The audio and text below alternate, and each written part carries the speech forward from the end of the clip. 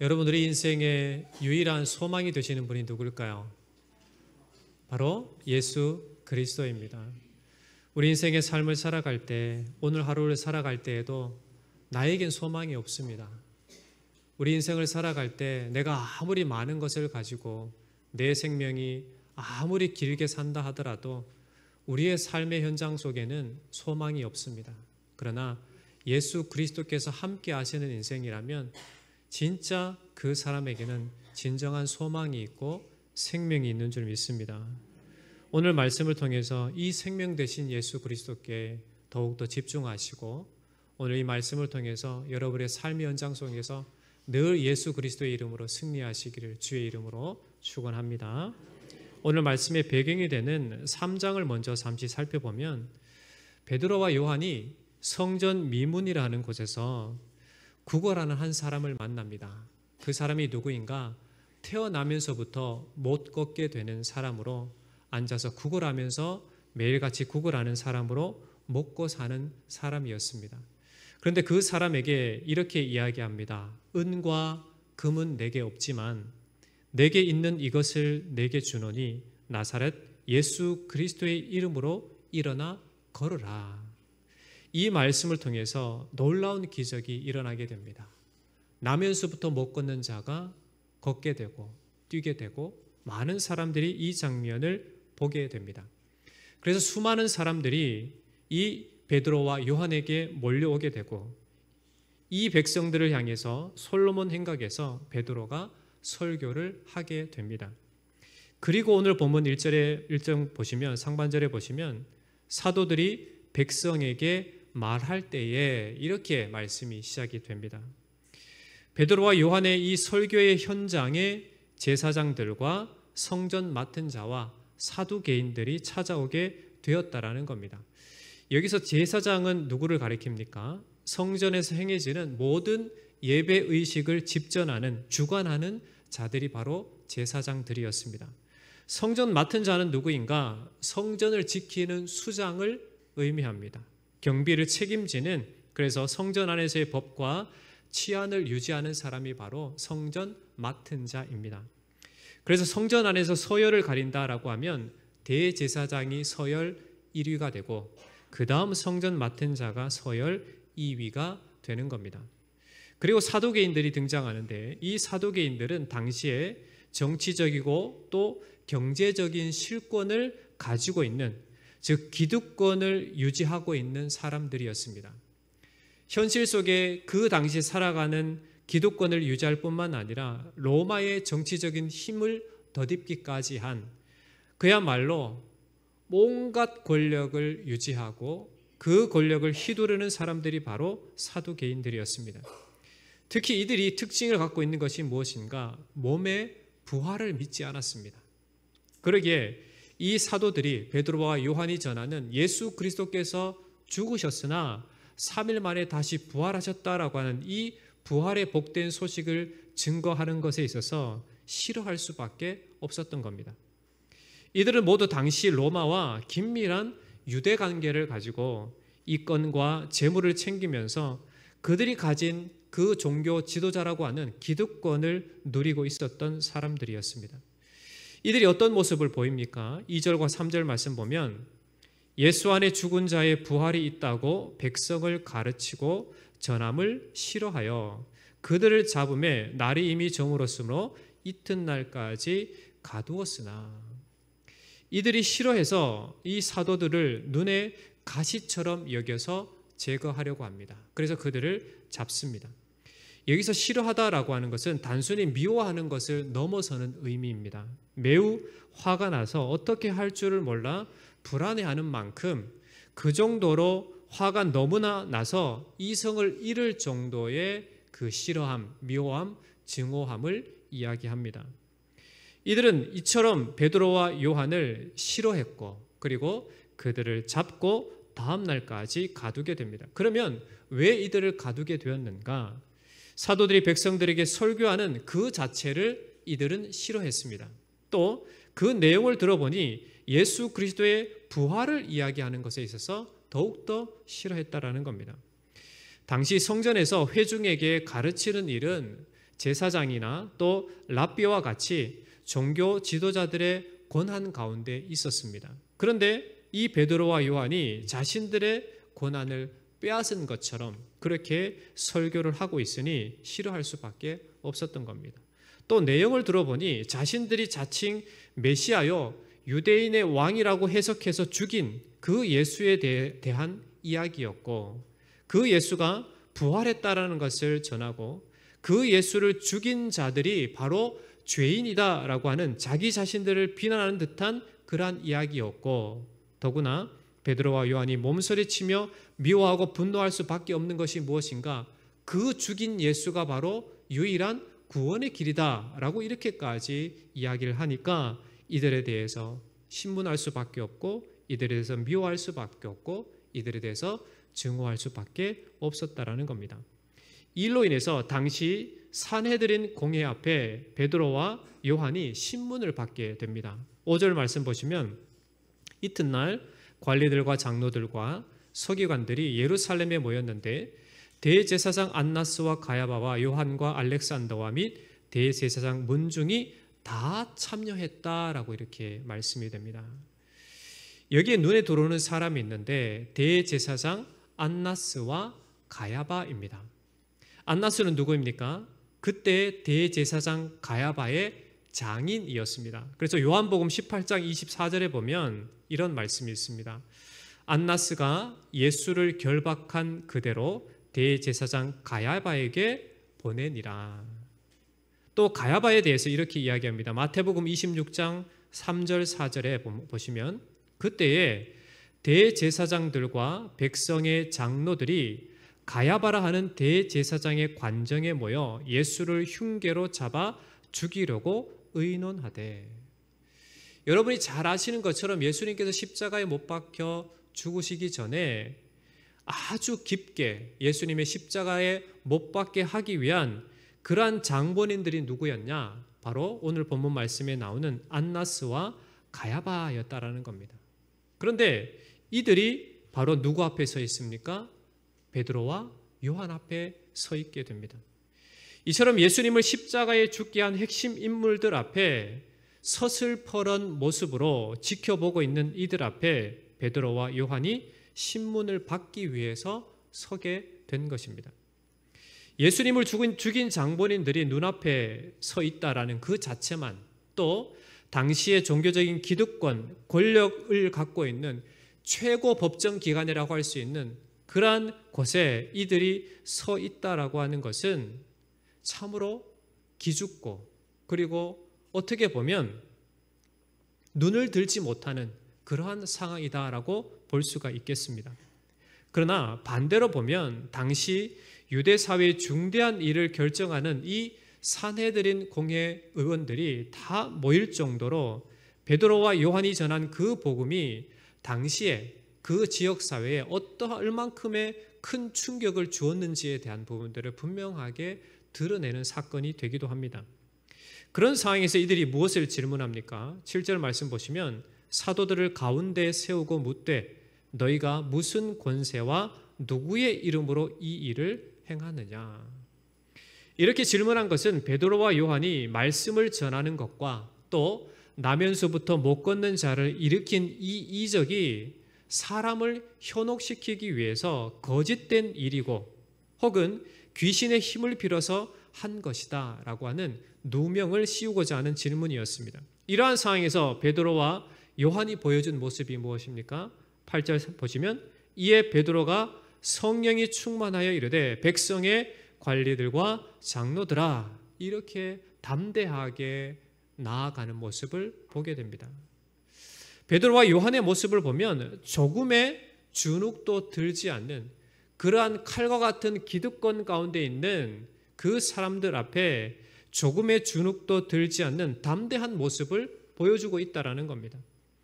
하나님께서는 이때에 베드로와 요한에게 성령의 충만함을 허락하셔서 담대함으로 그들 앞에 나아갈 수 있도록, 그들을 대할 수 있도록, 그들을 바라볼 수 있도록 하셨다라는 겁니다.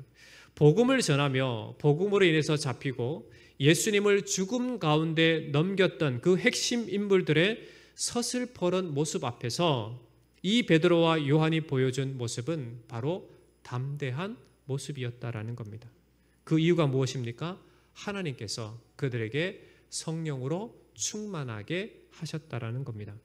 이처럼 하나님께서는 자기 백성이 위기에 처할 때에 성령으로 충만하게 하셔서 담대하게 그 복음으로 외치고 그 복음으로 살아가도록 하시는 하나님이시다라는 것을 우리에게 들어 보여주고 있습니다. 베드로가 산헤드린 공회 사람들에게 분명하게 말한 것이 무엇입니까? 나면서부터 못 걷게 된 이 사람이 걷게 된 것은 예수 그리스도의 능력으로, 예수 그리스도의 이름으로 된 것이다. 유대인이 죽인 예수를 하나님께서 다시금 살아나게 하셨고 그 예수 그리스도를 통해서만 유일한 구원을 받을 수 있는 길이 된다라는 분명한 복음의 선포를 담대하게 전하게 되었다라는 겁니다.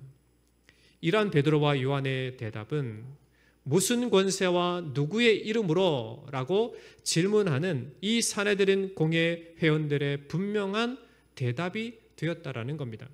너희가 말하는 귀신의 힘을 입은 것도 아니요, 나의 능력도 아니요, 오직 내가 믿고 전하는 예수 그리스도의 능력으로 행한 것이다 라는 사실을 분명하게 보여주고 그리고 담대하게 외치고 있다라는 겁니다. 이상 살펴본 오늘 말씀을 통해서 우리가 이 시대를 살아가면서 우리가 분명히 해야 할 세 가지의 것이 있습니다.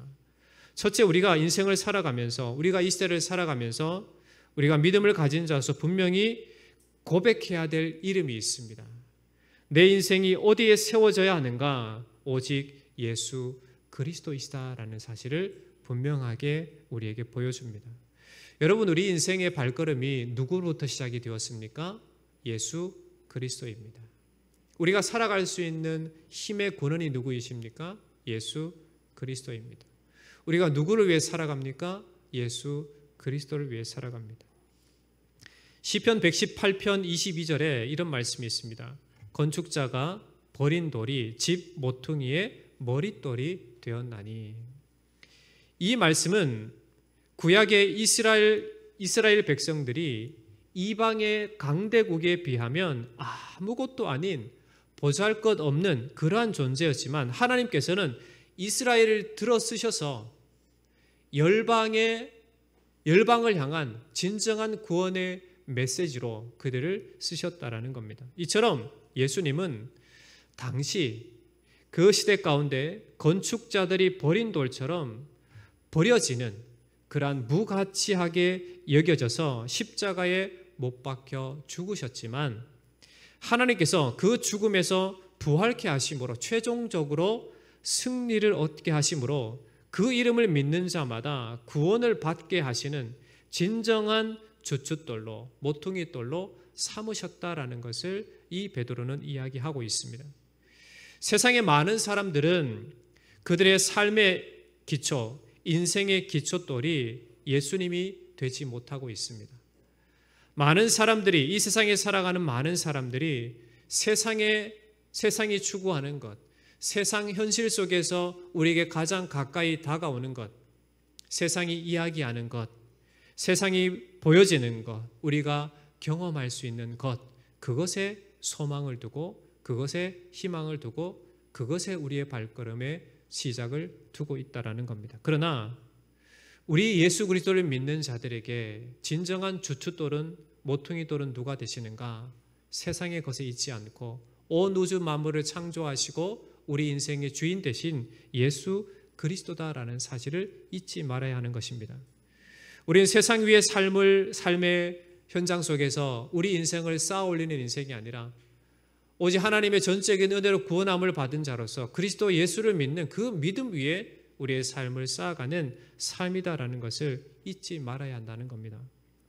주로 사람들이 보는 것은 내 형편과 내 모습을 봅니다. 현재의 나의 형편과 나의 모습만을 본다라는 겁니다. 그러나 믿음의 자들이 보아야 하는 것은 우리를 구속하신 예수 그리스도를 볼 수 있어야만 합니다. 예수 그리스도 안에 발견된 나를 볼 수 있어야 되고 우리 인생의 주인, 생명의 주춧돌이 되시는 그 예수 안에 있는 나의 모습을 발견할 수 있어야 하는 것입니다. 가진 것이 없고 내가 어디에 산다는 것에 어떤 형편의 어려움에 자신을 발견하려고 하지 말고 어떠한 형편에 있든지 그리스도 안에서 내가 발견되려고 하는 그러한 믿음의 삶을 살아갈 수 있어야 하는 겁니다. 예수 그리스도의 이름으로 살아갈 때, 예수 그리스도의 이름을 드러낼 때 하나님께서 우리에게 능력을 더하시고 성령의 충만함으로 우리를 담대하게 살아가는 그러한 삶의 모습을 살아가도록 인도하실 줄 믿습니다. 우리에게 능력이 있습니까? 우리에게는 아무런 능력이 없습니다. 내가 아무리 힘세다 하더라도, 내가 세상에 어떤 권력을 가졌다 해도, 세상에 가장 풍성한 물질을 가졌다 해도 우리에게 능력이 없습니다. 그 모든 것을 가졌다 해도 우리가 한 시간의 시간을 내 뜻대로 할 수 있습니까?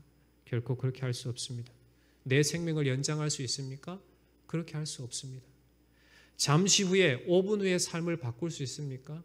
결코 바꿀 수 없습니다. 그러기에 우리 인생의 유일한 소망 되시는 분은 예수 그리스도이신 줄 믿고 그 이름에 생명이 있고 그 이름에 소망이 있음을 믿고 살아갈 수 있어야만 합니다.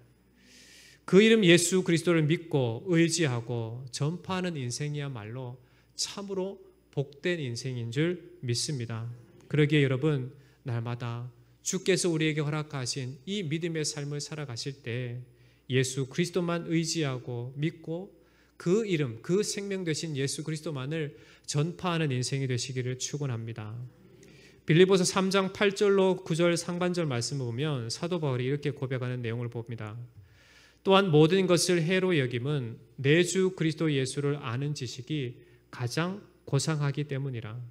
내가 그를 위하여 모든 것을 잃어버리고 배설물로 여김은 그리스도를 얻고 그 안에서 발견되려 함이니 라고 말씀합니다. 오늘 말씀에 베드로와 요한이 서슬퍼런 그 사내들인 공회 앞에 무엇을 이야기합니까? 아무런 그들에게 도움이 되고자 하는, 그들에게 유익이 되고자 하는 이 사내들인 공회원들이 듣기 좋아하는 그 이야기를 하지 않습니다. 분명하게 선포되어야 될 그 말씀만 합니다. 즉 나사렛 예수 그리스도만을 증거하고 이야기하고 있다는 겁니다. 그러면 여러분, 왜 나사렛 예수 그리스도인가? 작고 보잘것없는 동네 나사렛이지만 이제는 더 이상 작고 보잘것없고 수치스러운 그 이름이 아니라 하나님께서 온 열방 가운데 높이신 이름이요, 만방에 드러내야 할 영광의 이름, 생명의 이름이 되었다라는 것을 분명하게 밝혀주기 위해서 나사렛 예수 그리스도다라고 이야기하고 있습니다. 사람은 어디에 사느냐, 또 무엇을 하느냐, 많이 가졌느냐, 여기에 중요한 것이 아닙니다. 이것은 아무것도 아니요, 우리의 생명의 능력이 되신, 우리의 생명의 근원이 되신, 우리의 모든 것의 근원이 되신 예수만이 우리의 전부이신 줄 여러분 알고 그렇게 믿고 고백하며 살아갈 수 있어야만 합니다. 그 이름으로 충만하시고 그 이름을 증거하시고 그 이름으로 승리하는 복된 인생이 되길 주의 이름으로 축원합니다. 두 번째로 우리가 분명히 해야 할 것은 무엇인가? 우리로 담대하게 하시는 분이 누구인가? 바로 성령 하나님이시다라는 겁니다. 이 사내들인 공회에 서슬퍼런 이 현장 가운데 베드로와 요한이 담대하게 그리스도의 복음을 전할 수 있었던 것은 그들의 힘과 지혜와 능력이 아니었습니다. 오직 하나님께서 그들에게 허락하신 성령의 충만함이었습니다. 그래서 8절에 이에 베드로가 성령이 충만하여 라고 이렇게 말씀을 하고 있습니다. 베드로가 관리들과 장로들에게 담대히 선포할 수 있었던 것은 무엇 때문이라고 말합니까? 성령의 충만함 때문이다라고 말합니다. 베드로의 능력이나 요한의 지혜가 아니었다라는 사실입니다. 오직 성령의 충만함으로 그들 앞에 담대히 선포할 수 있었다라고 분명하게 성경은 우리에게 말씀해 주고 있습니다. 이처럼 우리가 인생을 살아갈 때 무엇보다 우리가 복음으로 살고 복음을 전할 때 우리의 힘과 우리의 능력과 우리의 의지와 우리의 지혜로 행할 수 있는 것이 결코 아닙니다. 우리가 인생을 살아가는 우리 전체 전 인생을 살아가는 것도 어떤 나의 지혜와 나의 능력으로 살아가는 것이 아니라 하나님께서 우리에게 주시는 은혜로 살아가는 줄 믿습니다. 특히나 무엇보다 그리스도의 복음을 위해서 우리가 나아가는 발걸음 가운데는 하나님께서 분명하게 우리에게 성령의 충만함을 허락하실 줄 믿습니다. 그러기에 여러분, 복음으로 살고자 하는 자에게 성령의 충만함이 임하는 줄 믿고 여러분 복음으로 살아내시기를 축원합니다. 빌립보서 4장 13절에 뭐라고 말씀하십니까? 내게 능력 주시는 자 안에서 내가 모든 것을 할 수 있느니라, 이렇게 말씀을 합니다. 오직 성령의 능력으로, 성령의 충만하심으로 우리가 살아갈 수 있고 특히 복음의 증인으로 살아갈 수 있게 된다라고 분명하게 고백되어집니다. 성령께서 우리와 함께 하시는 줄 믿습니다. 이런 복음을 위해 살아가는 자에게 하나님께서 지키시고 담대하게 하시고 성령의 충만함으로 인도해 주실 줄 믿습니다. 그러한 삶의 주인공이 여러분 되시기를 주의 이름으로 축원합니다. 그런데 여러분, 무엇이 문제입니까? 우리가 지금 이 시대를 살아갈 때 우리에게 무엇이 큰 문제입니까? 바로 복음으로 무장하지 않음이 문제이고, 그리고 성령을 전적으로 의지하지 않음이 문제입니다. 어떤 문제가 일어나면, 어떤 상황이 주어지면 그것을 나의 지혜로, 나의 힘으로, 어떤 사람들의 힘을 덧입어서 해결하고자 하는 것이 우리의 첫 번째 순위가 되어 있지 않는가 생각해 봅니다. 그러나 여러분, 우리가 먼저 무장되어야 될 것은 예수 그리스도 그 복음으로 충만하게 무장되어야 될 줄 믿습니다. 그러기에 여러분, 날마다 우리의 삶의 현장 속에서 여러분의 심령 중심 가운데 나를 구원하시고 내 인생의 주인 되시고 내 삶의 기초돌, 모퉁이돌이 되시는 분은 오직 예수 그리스도다라고 하는 분명한 믿음을 갖고 그 위에 여러분의 신앙생활, 삶의 발걸음을 옮겨두시기를 주의 이름으로 축원합니다.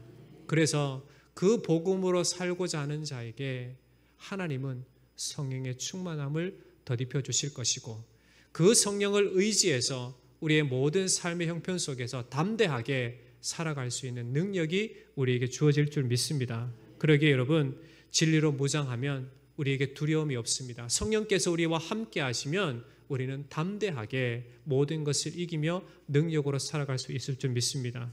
그러한 여러분들 다 되시기를 주의 이름으로 축원합니다. 우리가 세 번째 마지막으로 분명히 해야 될 것이 무엇인가? 우리가 이 생명을 다하는 날까지 분명하게 전해야 할 이름, 바로 예수 그리스도 복음이다라는 사실입니다. 여러분, 여러분의 입술로 무엇을 고백하고 그리고 여러분이 무엇을 위해서 살아갑니까? 이러한 질문에 우리는 분명하게 대답할 수 있는 정답은 무엇일까요? 바로 예수 그리스도입니다. 예수 그리스도가 누구입니까? 우리를 구원하실 유일한 분이 되십니다. 우리는 이것을 분명히 해야만 합니다. 우리는 이 유일한 구원자 예수 그리스도의 이름을 분명하게 알고 믿고 그리고 그 이름을 증거할 수 있어야 되는 겁니다. 다른 무엇이 아니라 우리를 구원하실 수 있는 유일한 이름은 예수 그리스도뿐이다 라는 사실을 분명하게 전할 수 있어야 되는 겁니다. 예수 믿어봐, 참 좋아, 이것이 아니라 예수 믿으면 구원받습니다. 예수 믿으면 죄로부터 벗어나게 됩니다. 진정한 자유를 누리게 됩니다. 예수 믿으면 천국 갑니다. 하나님 나라 백성이 됩니다. 라고 하는 분명한 메시지를 우리가 전할 수 있어야 되는 겁니다. 베드로와 요한이 그 공회원들 앞에 분명하게 외치는 것이 무엇입니까? 12절 말씀입니다. 12절 보시면 다른 이로서는 구원을 받을 수 없나니 천하 사람 중에 구원을 받을 만한 다른 이름을 우리에게 주신 일이 없음이라 하였더라.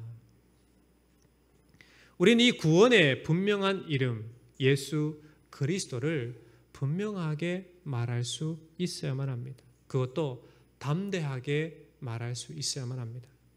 이 구원의 이름을 증거하기 위해서 우리는 오늘의 삶을 살아갈 수 있어야 된다는 겁니다. 우리는 지금 무엇을 위해서 살아갑니까? 무엇을 하시며 살아갑니까? 생명의 복음을 위해, 그리스도의 복음을 증언하기 위해서, 증거하기 위해서 증인이 되어 살아가는 은혜가 있기를 축원합니다. 왜냐하면 그 이름만이 구원을 받을 만한 유일한 길이 되시기 때문에 그렇습니다. 여러분 예수 그리스도를 믿으십니까? 예수 그리스도를 믿으신다면 그 복음을 전하시기를 축원합니다. 사나 죽으나 예수 그리스도께서 나의 구원자이심을 믿는다면 그 이름으로 살아가실 뿐만 아니라 그 복음, 생명의 길 되신 유일한 길 되신 예수 그리스도를 증언하는 삶이 되시기를 주의 이름으로 축원합니다. 우리가 전해야 하고 우리가 선포해야 될 이름은 바로 예수 그리스도입니다. 오늘 말씀에 베드로와 요한이 담대히 외쳤던 것처럼 우리도 유일한 구원자 예수 그리스도를 외치는 삶을 살아가야 될 줄 믿습니다. 사도들은 버린 돌같이 예수님을 믿었고 자신들도 버린 돌처럼 그렇게 핍박을 받았지만 그러나 전혀 두려워하지 않았습니다. 왜냐하면 그리스도 예수만이 진짜 모퉁이 돌, 머릿돌이, 주춧돌이 되시기 때문을 분명히 알았기 때문입니다.